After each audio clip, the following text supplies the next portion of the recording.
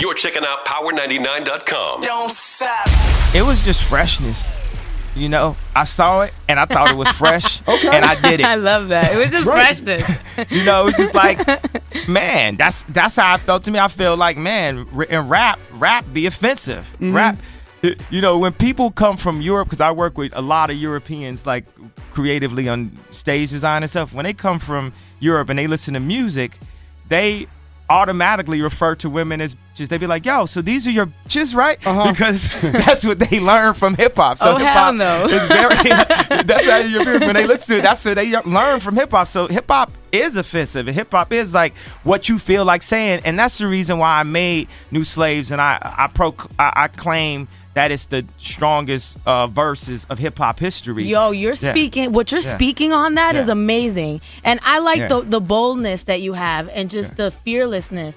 Because he's saying there's a new world order. They're trying to lock us up and put us in chains, and prison is the new slavery. And I don't think people have really ever eloquently put that in a song like that. Yeah, it's saying like, yo, you know, raising the charges, gun charges, raising the time on things that relate to black, you know, crimes, particularly to create new forms of slave labor. So what I want to do, I started with the superficial psychological form of slavery, just being enslaved to fashion, and also me being like one of the number one slaves that like picks the most cotton and stuff, and then coming like, master, can I get like a little bit of land and maybe I could get a house for my family? Maybe I White could do Jesus, this, blah, blah, blah. can Like, I do this, white and they Jesus? like, no, you can't. All you can do is promote our clothes for us. All you can do, you and all your celebrity friends, all you could do is promote for us.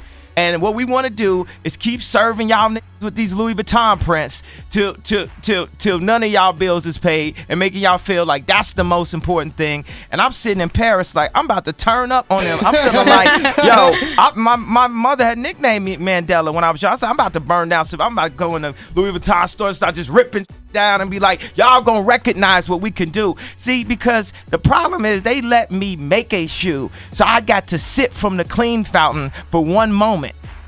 And I was like, wait a second, this is what good water tastes like? Right. You know, like It's you, good, like you've purified. been eating chitlins your whole life, and then you actually get a piece of chicken? Right. And then people say, why can't you do it? You can't. Industries are controlled in a certain way. It's like 6, 7 most powerful people. It's like before there was YouTube, an artist wasn't getting on unless they went through an A&R, went through a talent show. Remember A&R come to town? Everybody knew an A&R was in town. They'd Hell be yeah. like, It's a big thing. such and such from Def Jam here, you know. And so with clothing, it's like that too. It's Francois, it's a few billionaires. Renzo Rosso, he owns Diesel, Margiela, Marni. He's a friend of mine. Francois Pinault, he hired Alexander Wang at Balenciaga. One of the reasons why I said Alexander Wang is a friend of mine. I had a conversation about the $1,000 Balenciaga sneaker, and I felt, just from a philanthropist perspective, as an influencer of clothing, I bought the Balenciagas because I thought they had a nice shape.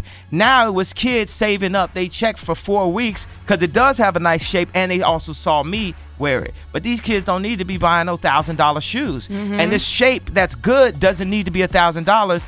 And also on the other end, you say, okay, you got H&M and Zara, but the issue is, you know, the quality isn't as good. But then you got other companies like Apple, Adidas, Nike, where it ain't gonna be another company that makes something better and forces you into a luxury mentality.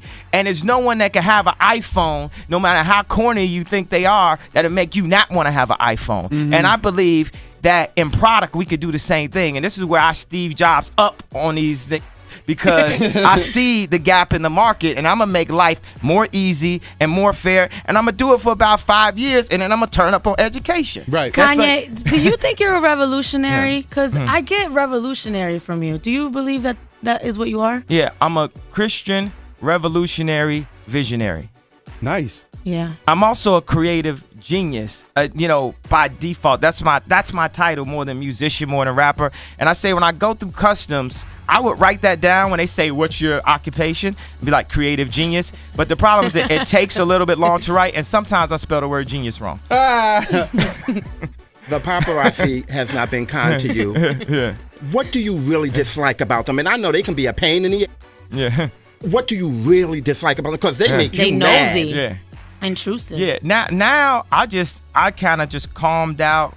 You know what I'm saying? But I got a plan for the paparazzi and how we just gonna all like work it out together, because we in this together. You know what I'm saying? It's like it's like being in high school and it's like a bully, be there every day and like, you know, scream out something to you. Like I was riding with Scott Disick the other day. One of the paparazzi said, "Oh, the Mother's Brothers."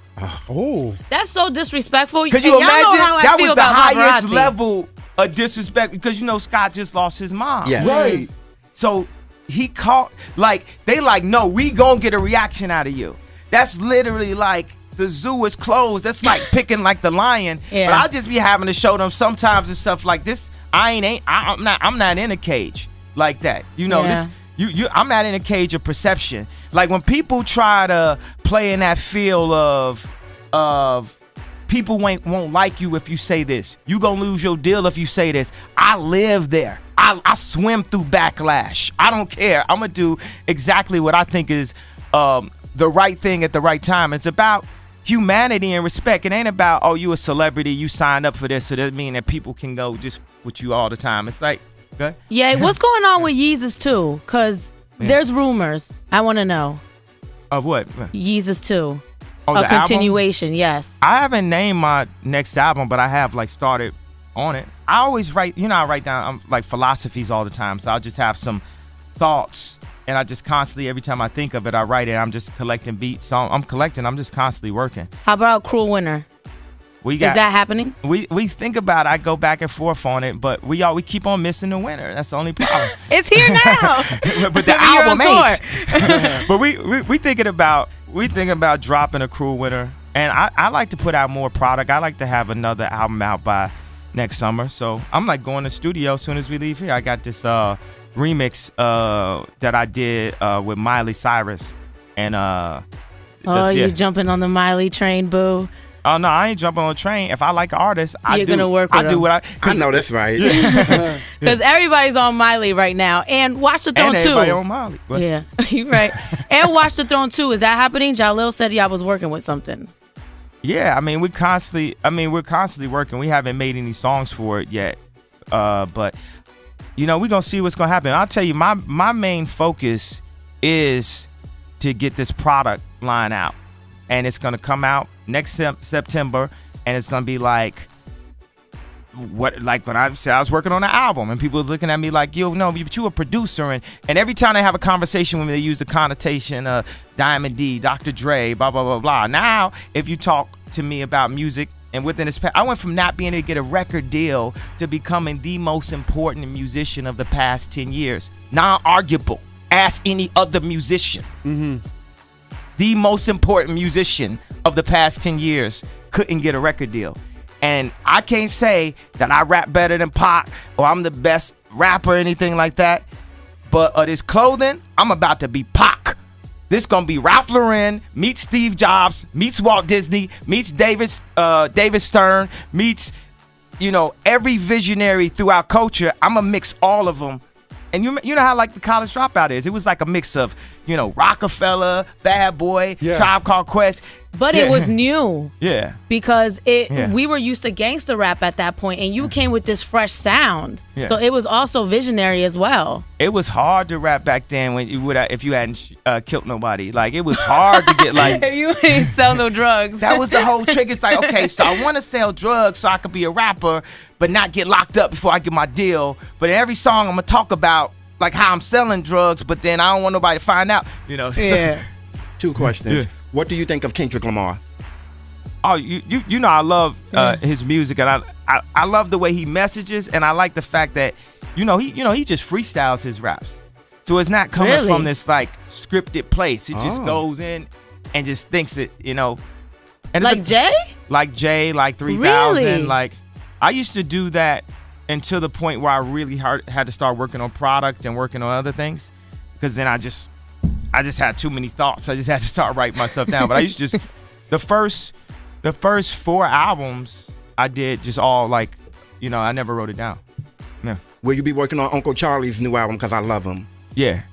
I'm execing his next album. Good. Right. Yeah. On the Kendrick, what do you think about the Control verse? Just your thoughts. I don't care really. Like it don't, man. It's hip hop. If you asked the man that took a Confederate flag, you know, and put it on your side, right? Everything is nothing, man. It's like the Matrix, man. Somebody built this building. Somebody could tear it down. You know, people come into work. People got kids. People got bills. You know, it's funny just how easily amused, you know, we are as a public, as a people currently, and things that make us mad. It's like we got this road rage, we got all this, and that's because we haven't had the opportunity to experience true joy. You know, we've been held back from opportunities. We've been like lied to by marketing, by branding. It's like perception. We got hate for each other because of color. We discriminate against each other for all types of reasons and stuff like that. And in that, you know, a thinker and a visionary like Kendrick Lamar could come and just push the button on everyone so easily. Right. It's like, so we set at like code orange. Code orange, just code red, just some bullshit. So we like, you know, be like so turned up on each other at all times and stuff. But we like it code orange, code red, just mentally. And it's due to a lot of the bullshit that you get out of the blogs, like media takeout, like constantly feeding negative energy to put people in a negative mind state. People got more media takeout than they got God, than they got, you know, grandmothers used to always say that, like, you need Jesus. It's like, I think we really do. And as a Christian, you know, I know I don't try to force my religion on nobody and like, oh, you did, this is the truth, blah, blah, blah. It's like, I just go find it the same way I find like this Margiela sweater and be like, man, I really like this for me. It's like I grew up as a Christian Baptist, and does that say what would Jesus do? Yeah. On your arm? Yeah. Okay. Yeah. So and I think people be afraid to talk about their faith a lot. Like Jesus Walks was such like a scary song. It was scarier than a song talking about how you gonna steal somebody's girlfriend for a radio to play that than to say, hey, I love Jesus on the radio. So now even when I bring, you know, a representation of Jesus out on White stage, Jesus? it just bugs Is that people. you, White Jesus? It bugs people out.